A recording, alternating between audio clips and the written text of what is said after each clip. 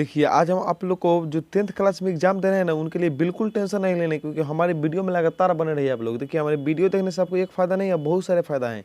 क्योंकि यहाँ पे आरआरबी, एनटीपीसी, रेलवे का भी पढ़ाया जाता है, और यहाँ पे 10th क्लास या किसी भी क्लास की जो विशेष जानकारी है, कैसे हम वहाँ पे पास हो जाएँ, कैसे लिखें, उसके बारे में जानकारी दिया जाता है, ठीक है? तो आज हम आप लोग को बताते हैं 10th क्लास का आज हिंदी में। हिंदी के देखिए हम लोग वो दिन जो हुआ था उस दिन ऑब्जेक्टिव को कर दिए थे, ठीक है? और ऑब्जेक्टिव करने के बाद आज जो बचा है उसको हम बिल्कुल आपको आसान भाषा में सब्जेक्टिव क्वेश्चन को बता देते हैं, ठीक है? कि किस तरह से क्वेश्चन पूछे जाते हैं और कौन से क्वेश्चन अधिकतर पूछे जाते हैं, ठीक है? इसलिए आप लोग को कन्फ्यूज नहीं होना है। देखिए, सबसे तो पहले वहाँ पे आपके हिंदी के एग्जाम में 20 नंबर का गद्यांश देगा। क्या देगा? गद्यांश देगा 20 नंबर का।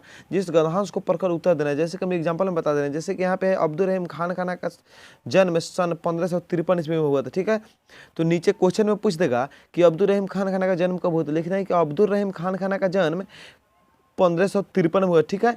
लेकिन ये बात आप लोग मत लिखिए डायरेक्ट कि पूछेगा कि अब्दुल रहीम खान खाना का जन्म कब हुआ था, डायरेक्ट 1553 ना लिखिएगा, क्योंकि नंबर नहीं दे पाएगा, ठीक है?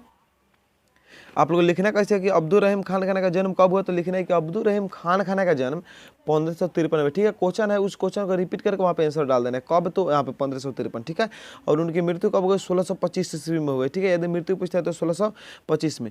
एक और बात इसी में मान लिया यही गद्यांश है, पढ़िए आप लोग। उसके नीचे कहीं क्वेश्चन दे देगा कि अब्दुल रहीम खान खाना किस विषय के विद्वान थे, तो वो अरबी, फारसी और संस्कृत के बहुत अधिक जानकारी थी उनके पास। तो यानी अरबी, फारसी और संस्कृत के विद्वान रहे होंगे, वो विद्वान थे। हो गया यही इसका आंसर, यही तो पढ़ना है। और आपको गद्यांश 2 दे देगा, 2 गद्यांश में से कोई आपको 4 गद्यांश देगा, उसमें से 2 का कोई उत्तर देना पड़ेगा, जिसके लिए आपको कितने नंबर का रहेगा? आपको रहेगा वहीं 20 नंबर का, ठीक है? 4 गद्यांश में से 2 गद्यांश को लिखना है और आपको दे दिया जाएगा। देखिए, हम यहाँ पे 2 ही गद्यांश को सिलेक्ट किए, क्योंकि आप लोग को बताना पड़ रहा था, इसलिए हम 2 ही गद्यांश को सिलेक्ट किए, इसलिए आप लोग कन्फ्यूज नहीं हो जाइएगा, वहाँ पे 4 गद्यांश देगा, ठीक है? चलिए, अगला जो क्वेश्चन है, अगला किस टॉपिक से आएगा क्वेश्चन, उसके बारे में समझ लीजिए। अगला किस पर आएगा उसके बारे में समझिए। देखिए, अगला आएगा कि निम्नलिखित में से किसी एक विषय पर दिए गए संकेत बिंदु के आधार पर दे देगा। वहाँ पर संकेत बिंदु होली के उपसंहार, होली के उत्सव, इसके बारे में दे देगा और कहेगा कि इस पर लिखे। तो देखिए, दिए हुए संकेत को कितने शब्दों में लिखना है? तो लगभग 300 शब्दों में।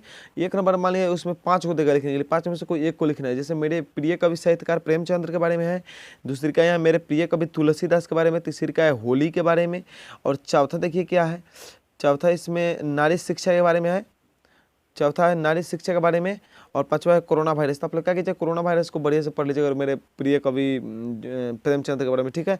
और इस तरह से आप लोग क्या कीजिएगा, होली पर भी देता है, कभी कभी दिवाली, दुर्गा पूजा, इस सब पर आपको लिख देगा, ठीक है? तो 10 नंबर का देगा, डायरेक्ट 10 नंबर, और 300 शब्दों में आप लोग को उत्तर, यानी 30 शब्द का आप लोग को क्या नंबर मिलेगा? मालूम है, एक शब्द का 30 शब्द का नंबर मिलता है, इसमें 1 नंबर मिलता है, इसलिए ना 300 शब्द का 10 नंबर मिला, 30 शब्द का 1 नंबर, ठीक है? तब जो लीजिए उस हिसाब से 2 नंबर। ये क्वेश्चन को आप लोग क्या कीजिए, कम से कम तो 60 शब्दों में देवे कीजिएगा उत्तर, ना तो 2 नंबर। ये क्वेश्चन नहीं दे पाएगा उतना नंबर, ठीक है? चलिए, तो इसमें नारी शिक्षा आप कोई 5 को देगा, उसमें से एक पर लेख लिख देना है, जो 10 नंबर।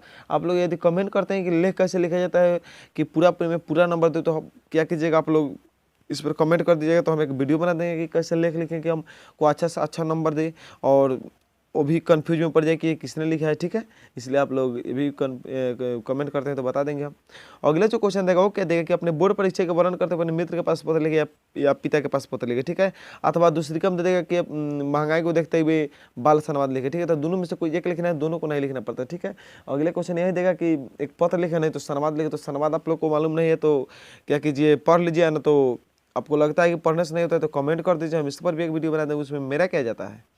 चलिए, अगला जो इसमें पूछेगा आप लोग को, अगला जो देगा आपके किताब में से किन्हीं 5 प्रश्न के उत्तर पूछ लेगा, ठीक है?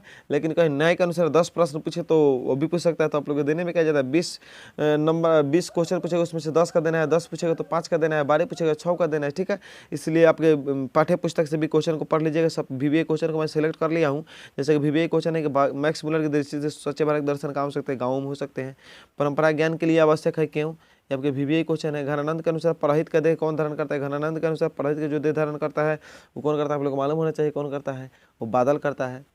अगला जो क्वेश्चन है वो है कि हमारे नींद कविता में किन अत्याचारियों का जिक्र करता है, ये भी आप पढ़ लीजिएगा। बेटे का सुकबर क्यों आते हैं, ये भी पढ़ लीजिएगा आप लोग। क्वेश्चन इस जो है आपके 10 प्रश्न पूछेगा, उसमें से 20 प्रश्न पूछेगा, उसमें से 10 का उत्तर देना है।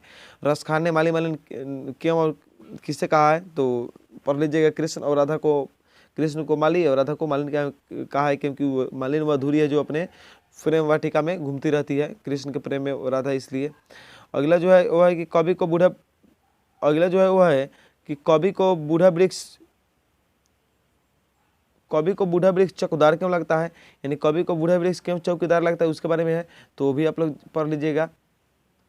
कवि को भी क्वेश्चन है। अगला है कि सर्दियों की ठंडी बुझी राख सुखबुगाहट मिट्टी सोने का ताज इठलाते सब प्रसंग व्याख्या करे, भी आप लोग पढ़ लीजिएगा। उसके बाद अगला जो क्वेश्चन है वही कि भारत माता कविता में एक कवि भारतवासियों का कैसा चित्र खींचता है, तो वही खींचता है कि आजकल लोग भारतीयता भूल चुके हैं, अपने रहन सहन और परावा क्या कर लिए विदेशी से ले लिए हैं और अपना स्वभाव को भूलते जा रहे हैं, वही बात बताए हैं। नेताओं के बारे में कवि और रस जो प्रेम खाना वो क्या कहते हैं, उसके बारे में पढ़ लीजिएगा। अगला जो आपका क्वेश्चन है वह है हमारा नींद कविता की संदेश क्या है, या नींद कविता की सार्थकता स्पष्ट करिए, भी पढ़ लीजिएगा, ये भी क्वेश्चन आपका भी यही है। उसके बाद रंगपा यहाँ पे गलती टाइप हो गया, रंगपा होना चाहिए। रंगपा कौन था, तो रंगपा एक जुआरी था, वह मंगवा से क्या चाहता था, कुछ पैसे चाहता था। अगला जो है कि मंगवा की बहू विवाद निपटाने के लिए पहल क्या की, और या बहू के सास को मनाने के लिए कौन सा तरीका अपना, ये भी है, तो पोते को भेज कर अपनवा लिया। अगला है उसके बाद